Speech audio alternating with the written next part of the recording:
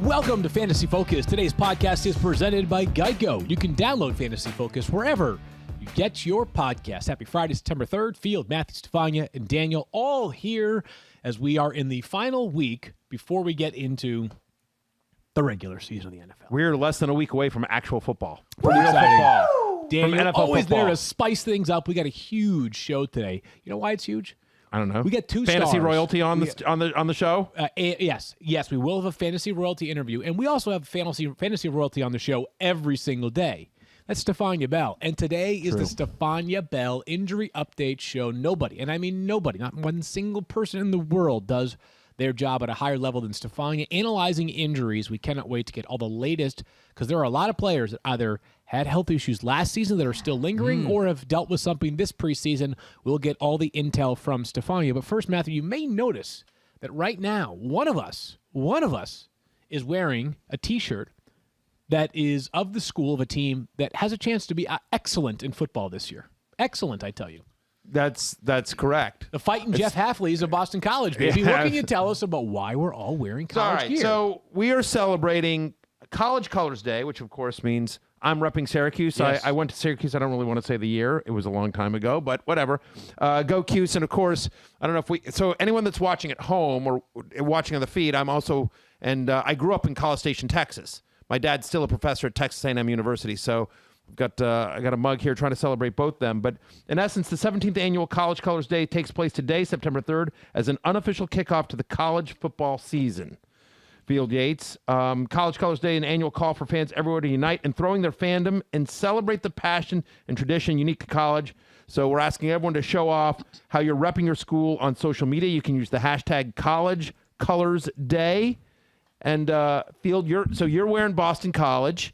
I am, yes. My wife, obviously a proud Chapin. Boston College graduate, also an outstanding athlete. Yeah, during her D1 time, athlete. D1 field hockey player, and now coaching field hockey. So proud of her for all that she's doing to be a part of that community. And I'm telling you, do not, and I swear you better not do this, do not sleep on Jeff Hafley, the Boston College football coach, and this team this year. Got a star quarterback, transfer from Notre Dame 2 seasons ago, tough on defense. And I'm just telling you, the ACC, Zay Flowers, baby. Don't sleep on him. Wide receiver.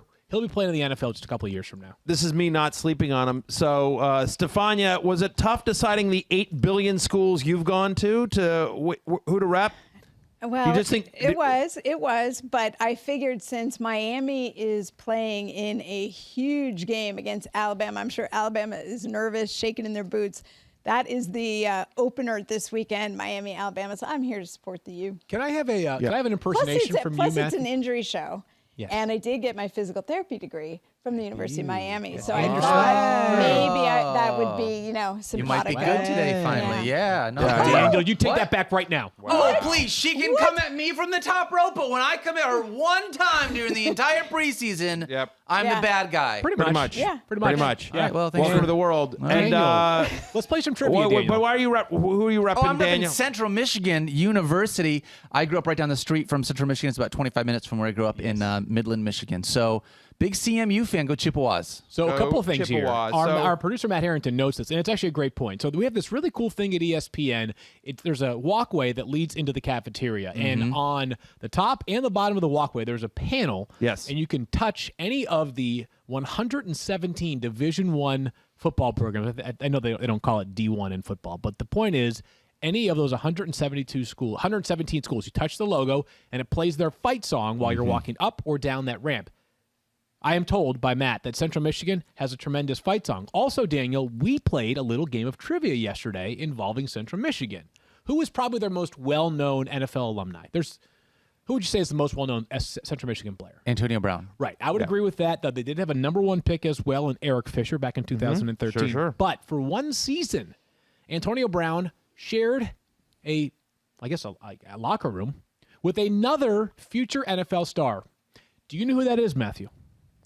I mean, he shared a locker room with Ben Roethlisberger. I mean, Ben went to Miami of Ohio, Right. but I'm just saying, you asked me who did he College. share a locker room with? Yeah. At Wow. CMU. At Central Michigan. Oh, at CMU. Who did he? Yeah. No, that I don't know. Sorry. Dare I say Stephania? future Hall of Famer. You know, a future, and he was No idea. a raw but talented tight end in Central Michigan. Do it, Field. Justin James Watt. JJ Wow. Watt. JJ Watt Nice started his pull. college That's career right. at CMU. So how Nice about pull. that? Two players in the same era from CMU going on to become, literally the best at their respective positions for about a decade. Yeah, man. Pretty ridiculous. I did not know that. That's a nice pull, Field Yates. Well done there. Anyway, if you want to go to collegecolorsday.com weekly during the season, you can enter for a chance to win your favorite team's gear and tickets to the 2022 College Football National Championship in Indianapolis. And obviously, if you can't get there in person, you can watch it on ESPN. Yes. But hey, anyway, thank you, College Colors Day. So Very cool. excited Thank and go Cuse, go Aggies, Gig 'em Aggies. All right, the last piece of news that I guess I wasn't aware that I was allowed to say this part publicly now is when we say we're talking to fantasy royalty today, we don't have to tease it any longer. Right, sure. Christian McCaffrey. Oh, That's yeah. right. As in, like, the best player in fantasy football, as in the consensus 1.01 pick this year in fantasy football, will be joining us here in about 30 or so minutes here on the Fantasy Focus Football Podcast. We cannot wait to have CMC on the show, and, of course, it's a great honor. He will be brought to us by Body Armor, who, of course, is a big supporter of us every single day. It's part of the reason why when people think about the great athletes these days, they talk about Christian McCaffrey, they talk about Matthew Berry, two people Yeah. that indulge in lots of body armor. That very true. Factually correct. How about two people How who about this? How about two people that help fantasy managers quite a bit in different ways? Christian McCaffrey because, and right, they do and the me. opposite of whatever you tell them to do. Right. Yes. And they draft Christian McCaffrey. Obviously. Right. There you go. Got it. Exactly. Yes. Yeah, That's it. I tell them what to fade, what That's to the only time you and Christian McCaffrey will ever be mentioned in the same sentence as doing something we're both like human each beings. other.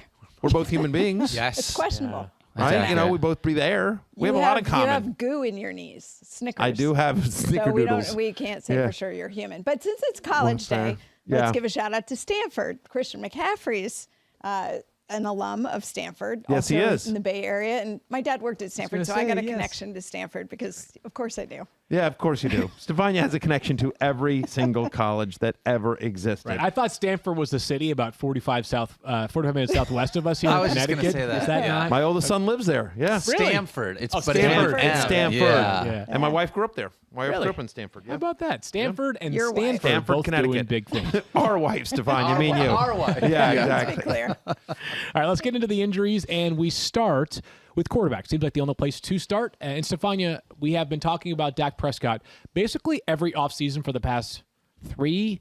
First, it was 2 years of contract negotiations. This year, it was the update on not just his contract, but also his ankle, which was basically shattered in week 5 of last year. But it's not just the ankle that we've been discussing in the preseason. It's also the shoulder. We're 6 days away from the start of the Cowboys season. What is your concern level surrounding Dak Prescott's health? It's really zero. I have no concern about Dak Prescott's health. His latest MRI is clean, shows that he's fully healed. He's been letting it loose in practice. I think the biggest thing for him is he just wants to get back on the playing field. And they open, remember, this will be the first game. It'll be a Thursday night game, September 9th. The ankle, as you mentioned, fracture dislocation last year. Obviously, it was traumatic when it happened, but we knew he was on the road to recovery from that because we saw him doing things at OTAs. Even Mike McCarthy said he was a little bit surprised at how good Dak looked then. So you factor in the additional time for that. The reason we didn't see him in the preseason had only to do with resting the lat as he rehabbed from that. But there are no concerns with his shoulder now, nor should there be any lingering issues going into the season. It's great news there. And as we know, since the start of 2019, Dak Prescott is quarterback 3 in a points per game basis, over 22.5 fantasy points per game. As we've also noted, prior to going down with injury last year, Dak Prescott was on pace for, and this is not a misspeak, 7,000 passing yards. Over 7,000 passing yards last year. He probably would not have kept that pace, but still, the man is an absolute stat-stuffing nightmare for defenses. His ADP right now is quarterback 7. All of us have him even higher than that. Matthew has him all the way up at quarterback 3. Stephania, Joe Burrow has also been discussed plenty this preseason as he tore his ACL and did some other knee damage on November 22nd of 2020 in a game against the Washington football team. How's he progressing? I think he's been quietly one of the most successful rehab stories of the offseason. As you mentioned, his injury was late. Not only his ACL, but his MCL, part of his PCL, part of his meniscus, a very significant knee injury. And we really didn't know that he'd be on pace to start the season. Then we got a hint from his surgeon in the summer that, yes, indeed, he was on track to start the season. As of training camp, he was still getting used to having traffic around that leg. He told me he wanted to get into preseason action. He wanted to take that first hit. We did see him get preseason action, and he put some of the steps into place, got dressed well in the field, got the standing ovation, got the adrenaline out, still hasn't taken that contact. He only got the 3 snaps. So I think there will still be some acclimation to playing real football when he gets out there. But so far, he's shown from the mental side that he can do these 2 things at once. He can get back to playing football and adjust to having that traffic around his leg. I really like Joe Burrow. I think he's going to gain confidence as the season progresses. All right, so Matthew, factoring in both the acclimation period that Stephania just referenced and the fact that relative to other quarterbacks, Joe Burrow is not the most athletic, right? He is certainly not a bad athlete. He's just not Kyler Murray or even Daniel Jones or players in between, whether it's a Lamar Jackson. There are a lot of really mobile quarterbacks. Justin Jalen Herbert. Hurts. It continues, right? Yeah. He feels like a player that certainly could have a really solid season this year. But he was not, if I'm not mistaken, he was not top 10 last year in a season in which he led the NFL in passing attempts per game, which is one of the most helpful stats to getting fantasy points because the more you throw, Volume. the more yards are available. So Sure.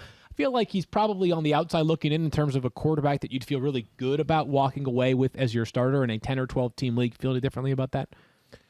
I don't know that I would feel really good. That you wouldn't feel good. Is that what you're saying? No, I'm saying I think you wouldn't can aim a feel- little higher. Yes, aim a little higher, 100%. I'm at QB 14. He feels like a waiver wire pickup this year. Yeah. Again, assuming a 10 or 12 team 1 quarterback league, he feels like a waiver wire pickup this year. Look, we're rooting for Joe Burrow's health. Listen, he's an exciting young player. You hated to see the injury last year, and we need Joe Burrow to be good because of Tyler Boyd and Jamar Chase and T. Higgins, all of whom will be drafted this year, and we want that offense to move because of Joe Mixon as well. So I think Joe Burrow's health is important for the fantasy value of a lot of players.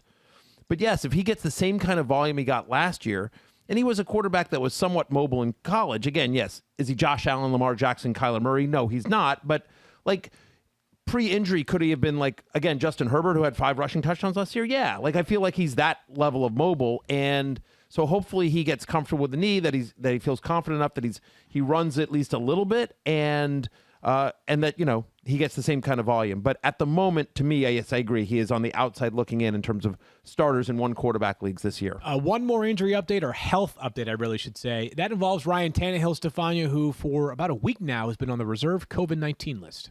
Yeah, the good news is that he's reportedly feeling fine. He's been staying mentally engaged with what they've been doing in practice. I don't think there's really a concern level for his availability of week 1 right now. I think it's just a matter of him using the downtime, essentially, that they have before the first week to get healthy. And it sounds like the Titans are feeling good about their, they've had a little bit of an outbreak within their organization. A lot of coaches been placed on the COVID list, of course, are not on the list, but have been out of the building because of coming down with COVID. Mike Vrabel missed some time after his bout with COVID. So we hope everybody there in Tennessee gets better soon, but it sounds like all systems go for Ryan Tannehill in week 1, who we kind of continue to feel like is one of the most underappreciated quarterbacks, both in real and fantasy football, and a guy who is about as efficient of a passer as you will find in the league. Let's move forward to running backs, and this, I think, is where people are most interested, Stephania. Let's begin with Saquon Barclay. You have been talking about this one since week 2 of last year when he tore his ACL in a game against the Chicago Bears, but you've had a little bit of a different tune than some others in terms of where Saquon Barclay should be expected to be at early in the season. What's your outlook for him? Well, I think I've just been following the path of what he's been doing, and what he has been doing is behind, if you will, the pace of some other folks coming back from injury. And it's not that's not negative on him. It's just a reminder that all of these injuries are really relative to that one athlete. So Saquon, as a refresher, tore his ACL, MCL, and had meniscus repairs, and that can slow you down. Remember, he didn't have the surgery until almost 6 weeks after he had the initial injury, and that was to let the MCL heal. And then after that, his rehab had to be limited and controlled because of the meniscus repair. So you can get a little bit behind. And he wasn't doing anything in OTAs that we could see. He was mostly focusing on rehab. And he just got cleared to return to team drills within the last week. He had done less than double-digit reps with the team until just yesterday when he was back out in practice and actually getting some contact for the first time. So everything about what he's doing is terrific in terms of how his rehab's being managed. It's just not on the calendar that you would like for fantasy football purposes, knowing week 1 is coming up just about 9 days away. I think the issue for me when evaluating Saquon Barclay as a running back for my fantasy roster is that I haven't seen the volume of work or the steps that I need to feel comfortable that he's going to hit the ground running and, number one, have the volume I'd like in a top-tier running back, or number two, not potentially be at risk for a setback if he accelerates that volume too quickly. We saw it happen with Dalvin Cook before. That's my concern for him. One other thing I will say, he spoke to the media yesterday. And a couple of the things that he said I thought were really critical. Okay. One was somebody asked if he felt like he was in football shape. And I'll read it to you. He said, do I feel like I'm close? It's been almost 11, 12 months since I've been in a football game. So right now, obviously, there's still some work to do because I've only been practicing for 2 to 3 days. Mm-hmm. His words, not mine. And then the other thing is somebody asked him, if he felt like he was his old self out there. And he said, I'm very confident, kind of said he'd feel like he'd be able to be his old self again. He goes, but whether I get asked to come in for 1 quarter, maybe it might be 1 play, I think I'll get back to myself. So hints from him that there might be a volume issue early on. And don't forget, the Giants play their opener on Sunday. The following week, they play on a Thursday. So I would expect that if we do see him week 1, it's going to be very limited. So I want to ask this question. Stephania obviously has a little bit of pause here. At what point in the draft are you saying this is too far? And if you're picking 10th in the first round. Yeah. Oh, that's too far. That's too far for you? Yeah. 8th in the first round? That's my spot. Sweet spot is 8. Sweet spot for me is 8. First 5 picks. We've been consistent. 5 other running backs, right? Number 6 for me would be Travis Kelce. And then I think you can have a conversation about Austin Eckler, who Matthew took 6th in our recent mock draft. Yep. I prefer in the overall, other than the big 5, right? Which I consider obviously Christian McCaffrey, friend of the podcast, Christian McCaffrey, soon to be, right? And Dalvin Cook, Alvin Kamara, Derrick Henry, Ezekiel Elliott. Those 5. My fantasy ride or die, Austin Eckler, which we announced yesterday on the Fantasy Show on ESPN Plus. I like other running backs. I like more. I like Aaron Jones and Nick Chubb more. Okay. I Barkley at 9. And I also would take Adams and Kelce. So 12 is sort of the spot. Yes, for 11 me. or 12 would be. I'm as a second rounder. I'm That's okay correct. with number 8 overall. Can I say one more thing? And I think this is the element that fantasy managers need to really consider. There's a chance that he could be available to play week 1. How much is he going to play? So the question is going to be for you for the first few weeks, potentially. I have him. He's active. What do I do with Saquon Barkley? Well, I think my question will flip back to you. Yeah, the answer is if you have Saquon Barkley and he's playing, absent Shefty tweeting, that morning he's going to play 15 snaps, you're playing him. You don't have a choice, right? I mean, that's sort of, unless you... Yeah, and you may not know, but I'm just telling you right now that I would not be surprised if he does play week 1, that it will be less than 15 snaps. Okay. So just keep it in mind. Don't say you didn't hear that was a possibility. It will be less than 15 snaps, or are you saying it? I think if he does, it will be less. They're playing the Broncos, the toughest defense in the league. This is going to be your first time playing real football against, anyone. I wouldn't call them the toughest defense in the league, would you? They're up there. They're up there, but yeah. And the Washington football team. Washington football team. He just wanted us to say the Washington football team. Don't worry. Tampa Bay. Tampa, Washington, Denver. Those are some of the best defenses you will find in the NFL. All right, let's keep things moving here, Stephania, to one that. But I will tell you, Field, because you and I are part of the ranking crew here. Yeah. Like ranking Saquon Barkley for week 1 is going to be tough. Oh, no doubt. It's going to be really tough. Really tough. Really tough. It's going to be one of those where, it's. And if he's active, do you feel like because you've used such a high pick on him, you got to start him? That's what I was just saying. If absent someone telling me he's playing less than 15 snaps, you're starting him. Yeah. You have to. It's Saquon Barkley. But by the way, that's happened before. We'll talk about this next week. But I'm just saying, not on ESPN. I don't believe on ESPN, but there have been times where there's been reports out this guy's playing less, not a lot of snaps, and then that guy goes out and plays a ton of snaps. I have an idea. You ready for this? Sir. Watch Fantasy Football now, 10 a.m. Eastern Time, ESPN 2, next Sunday. The crew returns. Matt Harrington, our producer, will be there to guide us, and we'll have all the latest on potential things like whether Saquon Barkley will play a full complement of snaps. True that. Right, so I think one of the injuries that's been under-discussed in the NFL this preseason is DeAndre Swift, Stephania. And maybe it's because we haven't dove Dived. Divin. Thanks, Princeton. Stop it, Daniel. We have not gone that deep on the Lions that frequently, other than double trouble. But Stephania, DeAndre Swift is dealing with something that his coaches seem to be a little bit concerned about, too. Yeah, it's a groin injury. He's been there all preseason. And I think it's actually the words from Dan Campbell that have made me a little bit nervous about this, because he expressed concern about DeAndre Swift's conditioning level and that maybe he might not be ready to play week 1 in coming back from this injury. And it's hard to know whether that was sort of a motivational sprinkle of words to kind of encourage to see more from him before week 1, or whether there's legit concern about whether he'll be able to play. But as of right now, I still think it's a question mark. Okay, that's fascinating right there. So, Matthew, what was it, the chicken player?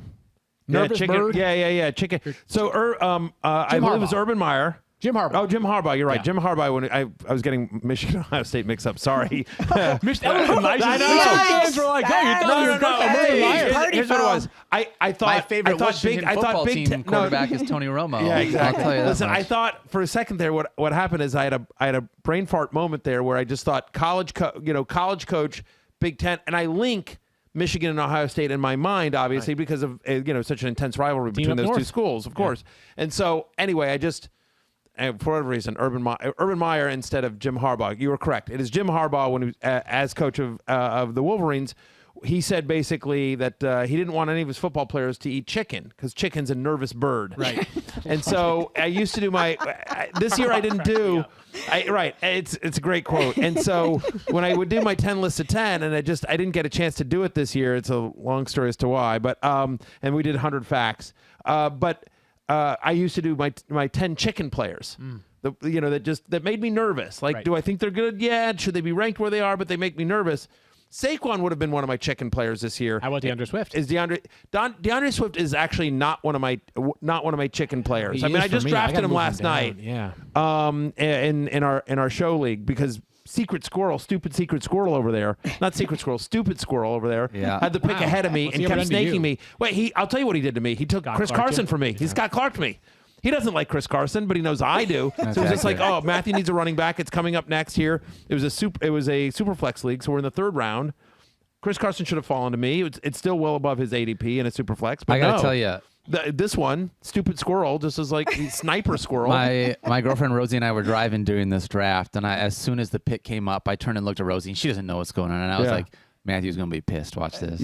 And then I took Chris Carson, and it was everything that I was hoping for. Here's what I would say. I was in a room with like five of the guys, like Damien the Statapillar, Kevin Pulsifer, who does research for us, does a great job. He does a great job. Clutch, Dennis Reno is in the room. Anyway, so a bunch of the guys on the show, and I literally slammed my fist down, and I said 2 words. The first one was mother. And I'm not going to say what the second word was. I'm going to let you use Mother Dopp is what you said, because Mama Dopp, huge fan of the podcast. But I'm just going to let you fill that in. Yeah, let your imagination run wild with that. And then probably about 20 seconds of cursing you out. Daniel. And then the other annoying thing is that so I'm like cursing you out, right? I'm cursing. Hang on for a second. I'm cursing Daniel out. Hold on. I'm He's cursing me out. I'm MFing him to like everyone in the league, and like he did that to. mean? Well, I'll explain it after the show. But so I'm cursing him out, and I'm like, he did that on purpose. He's doing that just to mess with me. He doesn't even want Chris Carson. He knows how much I love Chris Carson. Blah blah blah blah. And then I hear from the computer screen, "Hurry up, make your pick." Because like my voice haunts me. That's amazing. Right? Because when you play on ESPN, you hear my voice, and it's just like, and I'm like, yeah, I know, and it's like super annoying. And that's so great. I apologize now to you know everyone. how the rest of the world feels. Yeah. Okay. So yeah, exactly. So Moving anyway, on. the end of that story is I took DeAndre Swift, partially to get back at Daniel, but partially because I have a lot of Jamal Williams as well. I do think the Lions will run effectively, or at least I take that back. I do think the Lions will have fantasy relevant running backs in a significant way. I think DeAndre Swift is obviously a talented player, and I think the way that they don't have a lot of pass catchers. I think there's going to be a lot of dump offs to both Swift and Williams are very good pass catchers. That's a team that's going to be trailing a lot, throwing a lot. He's not a chicken player for me. Right. He's a chicken player for me, and the reason why is like I'm a little nervous that you said there's going to be a lot of dump offs. There could be a lot of punts too. That's what I'm nervous about in Detroit this year. I'm sorry, Daniel. I don't mean to say that. Not in the Trying to fourth be quarter. objective. Not Jack against Fox, the third right? string. Jack Fox, baby. He'll be busy. All right, let's keep moving here. And a couple more But running backs. it's also one of the reasons why. But do you like Jamal Williams? I do, as, yes. Yeah, as a because I late think run he's sleeper, a you and I better both. pass catcher and obvious passing down situations, and even less obvious ones. I think we'll be playing a whole bunch this By the season. way, yeah, and there's a lot of pro Jamal Williams facts in my 100 facts column that is out on ESPN.com right now. Okay, It is free to read, by the way, 100% free to read. I read 97 of them. Fine. Fantasy Focus Football is brought to you by Gum Out. To get peak performance, a lot of people try the latest techniques, technology, and even ingredients. When it comes to performance enhancement for your car, the most exciting development is Gum Out with Carbon Clear. Carbon Clear is potent. It's the most advanced fuel additive on the market. It's also their newest technology. Think of it like this. You've evolved your stat tracking. It's not just catches, yards, and touchdowns, right? You're tracking targets, yak, and even DVOA now. So why not evolve your car's performance too? In fact, cars on Gum Out get better engine performance, increased fuel efficiency, and lower emissions. It only takes 2 minutes to pour Gum Out into a gas tank, so it's quick and easy to use. And it's not hard to find. You can get it all at mass retailers or your local auto parts store. So what are you waiting for? Get your car running right with Gum Out, now with Carbon Clear. Performance enhancement for your car. Do you own and rent your home? No. Do you own or rent your home? Yes. Yes, Fielder Yates. Sure you do. If I had asked Matthew, he would have said yes to the first one. And I'll bet it can be hard work, but you know what's easy? Bundling policies with Geico. Geico makes it easy to bundle your homeowners or renters insurance along with your auto policy. And it's a good thing, too, because you already have so much to do around the house. So go to geico.com, get a quote, and see just how much you could save. It's Geico easy. Visit geico.com today. That's geico.com. Back to the running backs, and Stephania is like, who's that magician that always changes at halftime of NBA shows or NBA halftimes? Whoever that person is, that's who know. Stephania is. She changes outfits in a moment's notice. That's She is right. now watching wearing Princeton gear. I felt like I had to spread the love. Okay, time to spread the love. Let's go to Clyde Edwards-Helaire, Stephania in Kansas City, who got banged up in the team's preseason game against the Cardinals. Yeah, a right ankle sprain. Andy Reid said immediately afterward that he was told it was not of the high ankle sprain variety. So I think this is not a serious injury, but you weren't going to see Edwards-Helaire after that just to protect him for the rest of the season. I don't think this is going to be a ongoing issue. Would agree with that. Worth noting, the Chiefs kept just 3 running backs on their roster at the outset of the 53-man roster building process. Clyde Edwards-Helaire, a little bit of a confusing player to rank only because he had such a down season last year, but we all believe that he'll be a better runner. We do think the offensive line will be much improved, and the pass catching will come around this year. There were some games last year where it felt like Clyde Edwards-Helaire was going to be a breakout star, and then it was followed up by a less inspiring performance. I expect a much more consistent Clyde Edwards-Helaire this year. I'm not totally convinced, though, those touchdowns are going to come. They just have so many other options, and Clyde Edwards-Helaire does a lot of things great. He's not a super big, powerful guy. Let's go to Chicago, Stephania, and there's 2 injured running backs, one of them more significant in Tariq Cohen. Yeah, I think Tariq Cohen's the one to talk about because he had the ACL tear, that was in week 3. So again, look at these running backs who had ACL injuries early last season who still aren't quite where they need to be. And Tariq Cohen starting the season on the physically unable to perform list. So as we talked about the other day, that means he is going to miss at least 6 games. And because he's not practicing, we don't really know where he is in terms of how close he will be to playing football. So again, that 6-week time period doesn't necessarily mean he comes out and he's ready to play at that point. Yeah, it sounds like this one could be a while. They have given us really no substantial update on Tariq Cohen's progress. But how about David Montgomery, Stephania, another guy who left a preseason game, but if there's ever a time where a team will be exceedingly cautious, it would be a preseason game.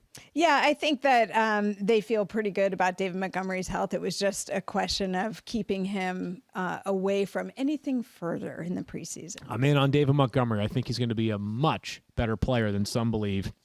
I think late last season specifically, was not a fluke. In the interest of time, we're going to keep things moving here to the wide receivers. Super weird. It's super weird, though. I mean, like, it's interesting, right? Because David Montgomery made my hate list, right? He's one of my love players, and we're in the same spot. Is he one? Yeah, we both have him ranked 17. It feels like we're both lower than he's going as running back 16. Interesting. Yeah, I don't know. I just feel like there's some pessimism surrounding David Montgomery. Sure, there has been all offseason. So by the way, maybe you and I are just collectively so smart, and so are the fans.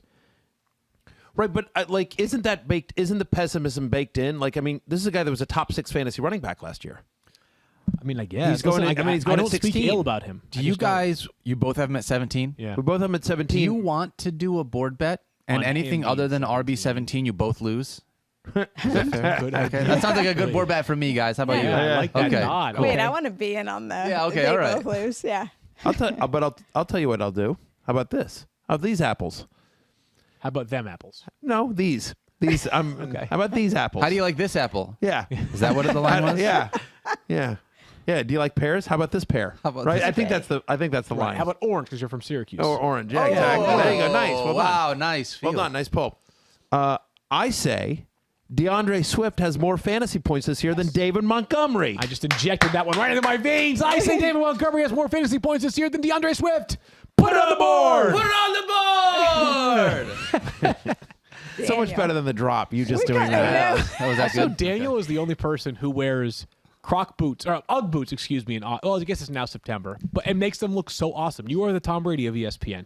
All right, let's keep things moving here to the wide receivers. Kenny Galladay. Wow, that's not true on any possible level. Wow, the Tom Brady of ESPN. Yeah, not close at any level. Why not? I mean, how long do you have? You're right. Well, let me start here. That's fair. Recently, we have really quickly, but I recall a few days ago, excuse me, Daniel wore this T-shirt on Fun Shirt Friday, and it said 144.9 to 119.7. Yeah, I saw that clip. I saw that clip. Did you see that clip? Interestingly enough, I did. if I'm not mistaken, that Daniel. That was the one Beat time he got you. lucky. That's right. Oh, Just like the Tom one Brady time beat you. Daniel got lucky. Okay, anyways, let's move along here. Kenny Galladay, Stephania. If everyone No, we that gotta beat me in fantasy one time was the GOAT, was the Tom Brady of wherever, we'd have a lot of Tom Bradys. There's only one Tom Brady. There is only one Tom Brady. All right, Stephania, let's get into the wide receivers because we do have to get to our interview with Christian McCaffrey shortly. Let's begin with Kenny Galladay, though, Stephania, who I fear I need to adjust my ranking on. He's been dealing with a hamstring injury for much of training camp. Right. I mean, really, we haven't seen him. Now, he did return to practice Wednesday and Thursday, and there is some improvement, but it's certainly not a glowing, what do we say, clean bill of health. But that was his first time practicing since the first week of August. So we don't really know exactly where he stands. As I mentioned, Giants are coming into a tough game against the Broncos for their opener. Kenny Galladay is somebody they invested significantly in, even though last year he didn't play the last 8 games of the season because of a hip injury. But we felt pretty good about them making that decision because Galladay spent a couple days with the Giants. The medical staff had a chance to put their hands on him and evaluate him, and they were very comfortable with where he was. But a hamstring injury in training camp is problematic for everyone. And we know that there's a high risk of recurrence of injury for hamstring injuries, especially at the wide receiver position. So I'm definitely a little bit nervous about the way Galladay is starting the season. And while we're on the New York Giants receivers, Kadarius Toney, undisclosed injury, hasn't practiced much. Darius Slayton, day-to-day with an ankle issue. And John Ross on IR with a hamstring injury. He's no stranger to that. I think people, by the way, might be wondering, and your instincts are correct. Bigfoot just sneezed in our studio. If you heard that in the middle of Stephania's Kenny Galladay answer. Good grief, Daniel. Yeah, I've exactly. got Kenny Galladay ranked too high. Wide receiver 25. I got to adjust that into the 30s. He would be a chicken player for me too. Yes, Three 1,000%. reasons. Listen, he was Three on my reasons. hate list. Yeah, he's 1,000%. He would be a chicken player. Hurt right now. Yeah. Okay. Inconsistent over the course of his career. He's played in 36 games since 2018. He's got 4 or fewer catches in 20 of those 36 games. Yeah. Third thing, his quarterback's not very good, man. True. His quarterback, and I get it preseason, but like some of the stuff that Daniel Jones has struggled with, and the offensive line has struggled tremendously. Like I'm nervous about them. Kenny Galladay moving down in my ranks. All right, Stephania. Yeah, and but if there's an argument for him, like he's dropping so far. Like I got him. that I should want to become say a like in the league we were in last night. The show league, and again it's a Superflex league, but like. I got him, I think, in the 11th or 12th round. Like, it was that's one of those good things where it was value. just Of like, course, well, of course. all right, well, stop it. This No is doubt. just like, Yeah. because, like, again, like, is he talented? Yes. Did they sign him to a massive contract? Yes. Do I think he gets the kind of target share he got in Detroit? No. But, by the way, he was wide receiver 12 when that happened. You know what I mean? Like, so I actually think the hate has gone, like, people don't want to touch him with a 10-foot pole. And I'm just, Like there comes a point in the draft where you're just like, all right, well, this is just stupid. But again, I'm at wide receiver 32. I agree with you. I think you are too high on him at 25. Let's try to rip through some of these injuries here, Stephania. Odell Beckham Jr. coming back from a torn ACL suffered last year as well. Yeah, his was week 7. But think about this. As we're talking about guys like Tariq Cohen and Saquon Barclay who weren't doing much of anything, in Tariq Cohen's case, nothing during training camp, Odell Beckham Jr. was participating in OTAs after ACL tear in week 7. Now, his was an isolated ACL. He did not have other ligament damage, but still, his rehab has been very smooth. He's been working diligently, and his progressive work volume has just steadily increased through camp. They did not have him play in the preseason, which I think was a smart move just for overall health, but he is fully expected to be ready to go week 1. All right, Matthew, we've said this before. Odell Beckham Jr. is perhaps the trickiest player in the entire league to rank this year. What's your outlook? I'm at wide receiver 37. And he's currently going as wide receiver 25, so I'm out on Odell. I'm just, it's going to be hard. Name value, Look, right? Like, if you took away the name Odell Beckham Jr. and you somehow could erase the one-handed catch on Sunday Night Football, in his rookie year, right? And just like if you just went by the numbers of him since he's been in Cleveland, right? He's wide receiver 39 on a points per game basis. How many times has he gone over 100 yards? 2. He's had 200-yard games, right? I mean, like, he has missed a ton of games due to health. And when he's been out there, it's not like one of those things that's like, oh, if he could only stay healthy because when he's healthy, he's producing. Like, wide receiver 39. And it's not like he just showed up in Cleveland. Like, this is, what is this, his third or fourth season in Cleveland? Third season in Cleveland, yep. I mean, so he's had 2 years in Cleveland. He's played 23 games with the Browns. That's a decent-sized sample. 23 games, he's wide receiver 39 on a points-per-game basis. I've got him at 34, so you and I both well behind where he is being drafted. All right, so could I be proven wrong? Of course, because we know the talent is there, but I'm, burn me once, shame on you. Burn me twice, 3 times, 4 times, shame on me. I thought it was fool me once, but we'll let her slide. Stephania, Cortland Sutton tore his ACL last year as well in week 2. What can you tell us? How do you like this apple? Yeah, Cortland Sutton is really an example of how you want to see a player progress from this type of injury. ACL, MCL tear in week 2. And remember, he'd only played a few snaps because he missed the week 1 game because of a shoulder injury. So he goes down in week 2. And we saw him making steady progress through training camp. He was still wearing a brace, which he is going to likely do at least for the foreseeable future, but it doesn't appear to be slowing him down in any way. If you saw him in that preseason game, the video clip I posted where he made a plant and cut, very quick change of direction, has to decelerate on that. Those are very particular things that stress that graft replacement in the knee. And he showed that he felt comfortable doing that. And I think it helped him gain confidence in his knee. Those are huge factors for returning to football. Again, he and Saquon Barclay tore their ACL and MCL the same week. I just present that as a comparison of how injuries can be very, very different for different players. I think if you were 100%, well, he is, or he's getting there. But if I knew that he was going to be his normal self, there's probably a pretty compelling case for him to be ranked higher than 27th, where I have him amongst wide receivers. The only 2 things that sort of work against Cortland Sutton, Matthew, are 1, he's got a lot of other pass catchers in that offense that are really good. Jerry Jeudy's going to be a much improved player, and obviously Noah Fant's going to be a even further improved player. KJ Hamler is a speed demon. Love him as a lottery ticket. Tim Patrick was good last year when he got on the field. Tim Patrick is good. I thought Tim Patrick might generate some action as a restricted free agent this past offseason. And the quarterback play. It's okay. It's okay. It's like average, slightly below average. Otherwise, he could be a top 15, top 14. Like, if you put him in Chicago with Justin Fields and there was no Allen Robinson, I'd be like, holy cow, right? He would be maybe not quite Allen Robinson, but we talk about him in a very different vein. We would be. To me, the argument for Cortland Sutton is threefold. Okay. Super talented. I don't think any of us disagree that, like, the guy can play. Yep. The guy can flat out play. Number 2 is, I think he's quarterback proof. Like, honestly, like, I think he is a good enough talent that, like, we've seen him be productive with, like, Paxton Lynch. I mean, like, in Trevor Siemian. Like, I mean, think about some of the guys the Broncos have rolled out there in previous years.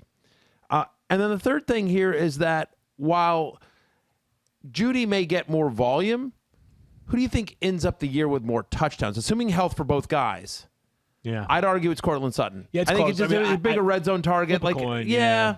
I'm going to listen, I like Jeudy quite a bit as well. This is not an anti-Jerry Jeudy comment. I have both guys ranked pretty close to each other.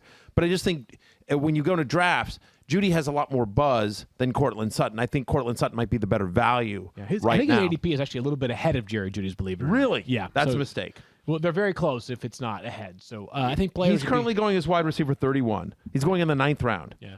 So, that's where Sutton is going. I don't know Judy's ADP off the top of my head. I thought Jeudy was going a little bit higher than that. I've certainly seen Jeudy raise recently. There's definitely some buzz around him. You don't have the wide receiver ADPs memorized? Wow. I don't. Mike know what? Clay knows them. I don't. That's okay, though, because, Matthew, if you need help getting ready for your drafts, you and I just did a last-minute Get Ready for Your Draft fantasy show. We did on ESPN Plus. Sorry, my wife is calling me. Of course she is. Of course. I'll text her. Yeah, would you? Appreciate. You and Stephania both text her. Yeah. Matthew's working. It's a group All right, chat. but you know what? That's correct. We just did last-minute draft advice, sleepers and busts show on ESPN Plus. Really great episode. You get to see Daniel in a onesie. Yeah. And by the way, one of the ways there's a couple of ways to get ESPN Plus. You could just subscribe to ESPN Plus. Great, understood, awesome. to me, But yeah. for just a couple bucks more, not a lot more money, you could subscribe to rotopass.com, get a full year of ESPN Plus, and then 5 other great premium fantasy football websites that I personally use, that I recommend, that have amazing draft software, in-season tools, in-season management tools, customized ranks and analysis, and free agent pickups. Everything you possibly need for your league. You set what your settings of your league are, Okay. and it'll tell you everything you need to do throughout the season. All sorts of great articles, DFS lineup optimizers, whether you play best ball, Devy, Dynasty, 2 quarterbacks, Superflex, half-point PPR, punter leagues. If you're in a punter league, I played in a punter league once. You need to get out more. You are a What? punter You league. need to get out more. Welcome to my world. Anyway, rotopass.com. It is absolutely crucial. People, we have like a 95% retention rate because when people subscribe to it and they realize what a great bargain it is, they come back year after year. Use the promo code 06010 to get 10% off. I just picture a bunch of old guys in helmets doing the punter leagues on the football field Yeah. back and forth to each other. I thought Not I like was the only fantasy one who got punters. that. No, just That like was- a it's punter punter league. I league. thought All I they was do- the only one who got that visual, and you and I at the same time. Sure. Oh my!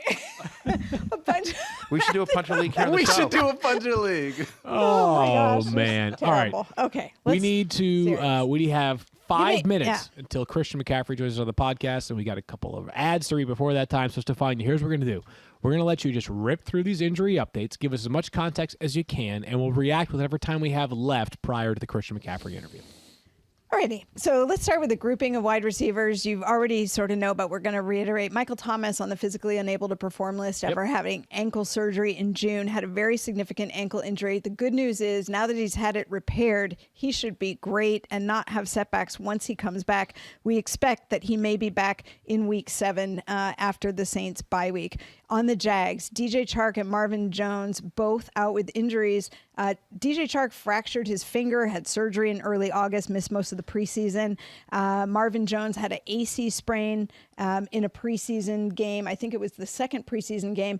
Urban Meyer yesterday updating, saying both of those players expected to be available for week 1. T.Y. Hilton starts the season on injured reserve because of a disc injury in his neck, and he underwent a procedure which apparently alleviated his symptoms right away. Now it's just a matter of recovering from that.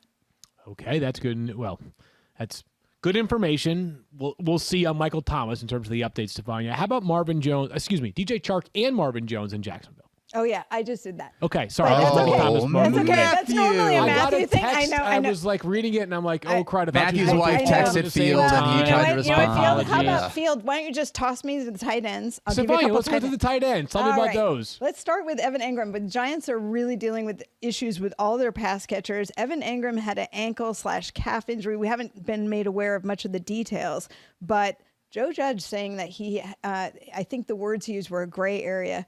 but uncertainty for Evan Engram's availability for week 1. So Evan Engram may not be able to play at the start of the season. They have Kyle Rudolph, who had a foot surgery as well. He was activated from the physically unable to perform list, but no guarantee that he's available week 1. He himself said he still has a long way to go. Obviously, Irv Smith of the Vikings out for multiple months after undergoing a meniscus repair. And in New England, Hunter Henry, Jonnu Smith, both dealing with minor injuries start the season or the preseason, but both expected to be available week 1. And what more can you tell us on DJ Chark and Marvin Jones in Jacksonville? Just to reiterate. Stop. Wow. Sorry. That's amazing. He's Field, you know what you need to That's do? all right. You know, Field, the thing is, you'll feel bad about that. I do. Matthew's I feel like, come on. Do it again tomorrow.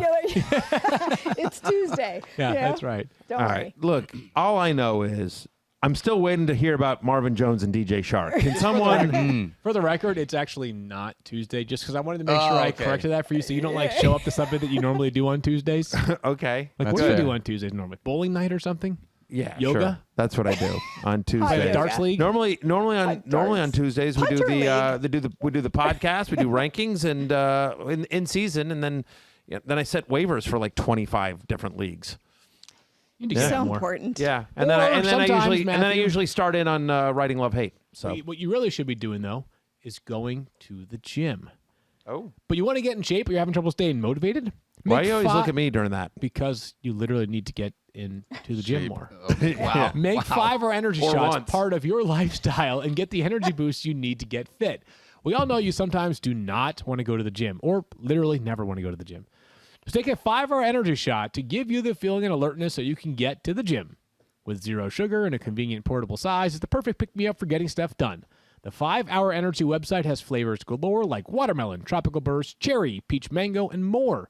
There is a flavor for everyone. Try them all. On the site, you even have the option to build your own 12 or 24-pack. You choose the flavors, and it's delivered right to your door. If you go to 5hourenergy.com, and that is the number 5hourenergy.com, you can get some 5-Hour Energy product today, and you can use the promo code FFF to receive 10% off your order. This offer is only valid until September 30th on one order and cannot be used with other promotions.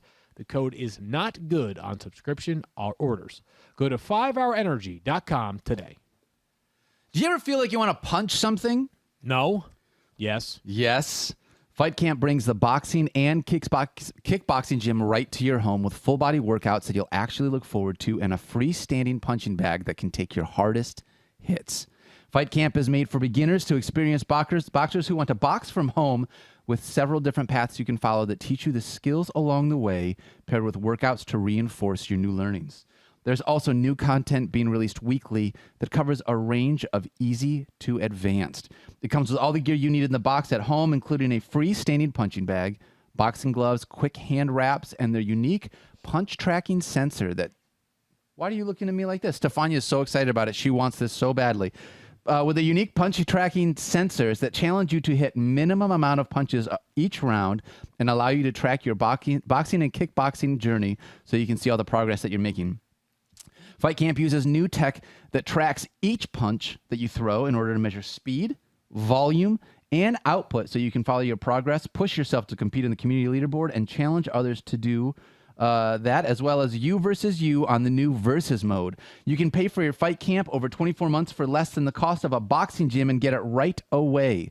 Plus, Fight Camp offers free shipping and a 30-day money-back guarantee. Just go to joinfightcamp.com/FFF to get free shipping on Fight Camp. Go to joinfightcamp.com/FFF. I think all of us in the podcast want this. Hook us up, Fight Camp. Yep. Please. Joinfightcamp.com/FFF. All right, Christian McCaffrey is a man who needs no introduction. He, of course, is the Panthers All-Pro running back. He's presented by Body Armor, joining us today on behalf of Body Armor. And, well, Panthers All-Pro running back would suffice. In the world of fantasy football, we also just call you the cheat code. So, Christian, it's great to have you here joining us on the Fantasy Focus. I'll start here. How frequently do either friends and family members or fans on the street come up and talk to you or ask you about fantasy football? Yeah, it's definitely a common conversation with most people that I talk to. My family knows better not to bring it up. It's funny, I'm either everybody's best friend or I'm hated by many. So It's obviously a good way to get people involved in the game, but definitely a common talking point for me. Yeah, by the way, everybody's best friend, Christian, this is Matthew Berry. Everybody's best friend or hated by millions. Yeah, that's me too. Welcome to my world. I appreciate it. But you help fantasy managers a lot more than I do. No question about that. All right, I got a question for you. Listen, I know you love all of them. We know that. Asked and answered. But if you were in a fantasy draft and you had to pick one between DJ Moore, Robbie Anderson, and Terrace Marshall, who you taking? Again, this isn't about talent. This is about what you're seeing on the practice field. Who's getting the ball more from Sam Darnold? This isn't on you. This is who Sam's looking for the most. Oh, man, you put me on the spot here. I'll tell you what. I think it's illegal for me to give out insider information about my teammates and all that stuff. And so I'm going to plead the fifth on this one and just say I think all three are going to have an awesome year. Good answer. Hey, Christian, it's Stephania Bell here. As the resident physical therapist on our podcast, it's my job to explain injuries to our audience. But I know from experience that athletes give way better descriptions. So I want to ask you if you can tell us what exactly a high ankle sprain feels like and why is it so problematic for a running back? Oh, man, that's a tough question. Obviously, it doesn't feel good. Not being able to run is never a good thing as a running back, hence the name running back. But yeah, I mean, any injury, guys play banged up all the time, but that's just one of those injuries that affects your ability to run, to cut, and to really play football. So that's why it takes a little bit of time. Christian, you brought up Sam Darnold just a moment ago. We were asking you about him, but let's dive a little bit deeper into Sam, who's just 24 years old somehow. He's been in the league for 3 years already. He is your new starting quarterback. What have you seen so far from him in training camp, and what might the outlook be for him in this offense with so many gifted weapons around him? Yeah, Sam's been awesome. He, from day one, he's been the same guy. He's a very poised player, which I love. He throws it to the open guy. He obviously has a great arm and is extremely talented, and he's a great leader in the huddle, and that's something that, you obviously want, but he's great at making it easy on us, as long as everybody does their job and, he's got time, he's going to be a great quarterback as he already is. So I'm excited to share the huddle with him. Christian, want to turn back to fantasy here for a second. So the obvious one is Run CMC, but is there a fantasy football team name that you've heard about yourself that you appreciate? Oh, man, I wouldn't know that answer. I think you guys would know that answer a lot better than me, and I would love to hear it. All right, so here you go. So you would love to hear it. So here you go. I asked some of my followers for their best Christian McCaffrey inspired fantasy football team names. There's a lot that I can't print or say on air. I'll just say that. But of the ones that are Disney friendly, I want your reaction to some of these because I think some of these are pretty good. So obviously Run CMC came up a lot, but Christian McFantasy points. That's pretty good. All right. Catch 22. Yeah. If I get a fishing boat, that's what I was going to name my fishing boat. So right now that's gold. Yeah. I mean, listen, by the way, I think you've earned a fishing boat. C-Mac attack. That's pretty good. I think creativity lacks, I've heard it. Right. All right. So far, catch 22 so far. in the lead. Okay, great. CMC touchdown factory. That's pretty good. Yeah, kind of a play on the 80s group, the CMC Music Factory. Yep. That's good. Good, not great. Okay. See me at the top. Yeah, play on words, great. Creativity is pretty good. So that's a close to the top. All right, two more. McSee and destroy. Pretty good. I like the play on words. All right, I just got texted one other one. So two more. Live McCaffrey or die hard. These are good. Good. And then the last one, I think this one might be my personal favorite. Sex Panther. 100% of the time, he scores every time. That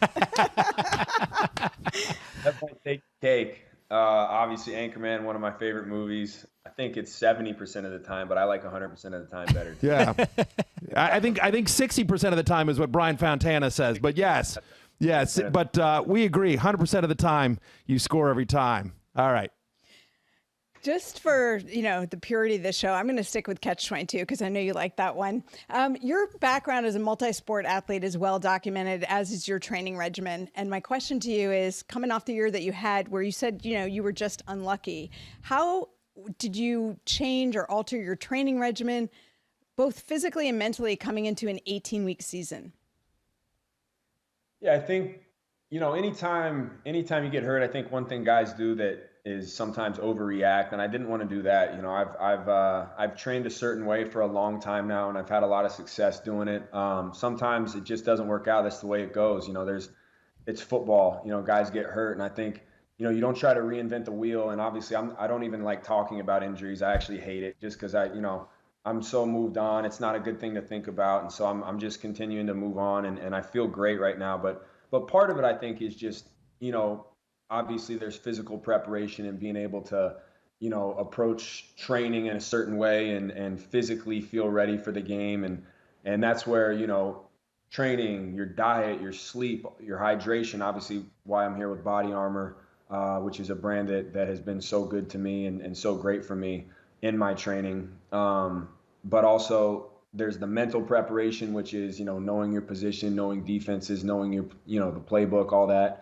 And then there's emotional as well. And I think whenever something like that happens, all three of those get affected in some way or the other. And the biggest thing you can do in the off season is just do your best to reset all three of those and get back to who you can be. And it's definitely a full-time job and a full-time process, but that's the part that you got to fall in love with.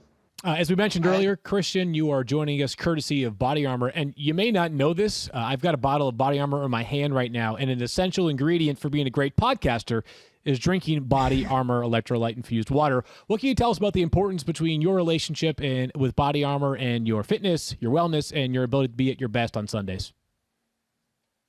Yeah, it'll help you make the right fantasy pick if you drink Body. No, but I've been with Body Armor for a few years now, and it's a product to me that's really easy to promote because I believe in it.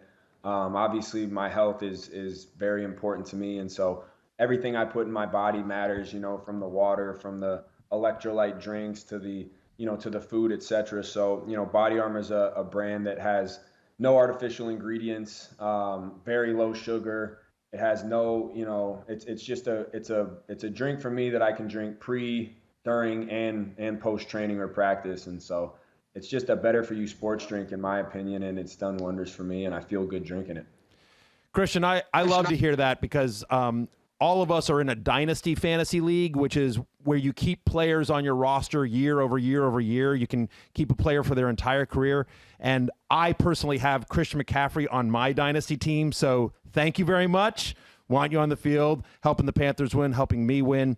I have a question for you, though. I follow the Panthers on TikTok, and I saw a TikTok recently of no one giving you love, no one giving you a high five when you come by, no one giving you daps. What do we got to do to get your teammates to recognize you, give you some love? What's going on? I don't know, man. Look, it's sometimes, it's your own people. I don't know what the deal is. I don't know if I think my form might be a little bit off. The high five might be a little too low. So I'm going to start making it, very obvious that I want to dap up and see if that changes. So, it's as in football, you're always taught to point the thumb, not the finger. So maybe this whole thing's on me, and then I'm going to try to get better. But if not, something's wrong. I'll have to address the guys for sure. Well, it clearly, while you were rehabbing your ankle in the offseason, also maybe something else to work on in the offseason, improving your game. We finally found a flaw in Chris McCaffrey's game. It's his DAP ability. That's right. It's how I felt talking to my fantasy owners last year too. Every time I try to talk to them, you just get the cold shoulder. They don't like you when you're not playing. Hey, well, Tom Brady's been left hanging many times throughout his career looking for a high five. It's worked out pretty well for him. We expect and hope future success for you like Tom Brady has had, and a man who, when he's not playing concert-level piano, enjoys scoring touchdowns on Sundays in NFL games. Christian McCaffrey, we still thank you for joining us here on the Fantasy Focus Football Podcast. I appreciate you guys having me. Thank you. All right, great stuff there from Christian. And some would call that the definitive Christian McCaffrey interview. It's probably a career highlight for him, too, obviously, if you think about it. So the great definitive. Do you think he'll probably stop talking to the press because it's not going to get any better than that? Maybe so he might retire from football. He probably tells the Panthers PR guy, no more interviews. I'm not doing it anymore. I'm done. So I'm fun. good. Like, Come off a put high. that on Mount Rushmore, and I'm done. I'm out. So he is incredible at football. Yeah. He literally is amazing at piano as well. Seen that. Right? Like, he's got a couple things going for him in life. Pretty good. Pretty He impressive. does. Obviously, good interview as well. So we so appreciate Christian McCaffrey and Body Armor for making that possible. Great stuff there from CMC. And 22. Catch 22. Yeah. I kind of like Sex Panther. I think he was into it. I think he was just too. a little caught off guard. Well, it's an Anchorman reference for anyone Yes. wondering. And that he mentioned that in the interview that's one of his favorite movies of all time. It's a great movie. It's a Little classic. cohesion right there. Little cohesion right there. So yeah.